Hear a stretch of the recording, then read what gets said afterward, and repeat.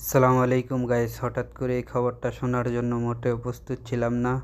হঠাৎ করে আজকে খবর পেলাম আমাদের মক্কার যে কোম্পানির কন্ট্রাক্টটা ছিল এটা চলে গেছে। তো শুনে মনটা অনেক খারাপ হয়ে গেছে, তাই বাইরে আসলাম মনটাকে একটু ফ্রেশ করার জন্য। অনেক মিস করব মক্কা শহরটাকে, তাও কিছু করার নেই, কোম্পানির কন্ট্রাক্ট যেহেতু শেষ চলে তো যেতেই হবে। তাও অনেক মিস করব মক্কা শহরকে। যখনই মনটা খারাপ হতো মসজিদ আল হেরামে চলে যেতাম নামাজ পড়ার জন্য।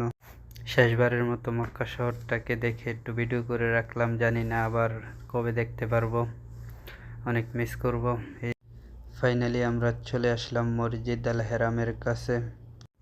এইখান দিয়ে যাইতেছিলাম, এক বন্ধুর নাকি কাজ আছে সামনে, তাই ভিডিওটা করে রাখলাম, অনেক মিস করব। এই তো ফাইনালি দেখতে দেখতে বন্ধুর কাজটাও শেষ হয়ে গেল।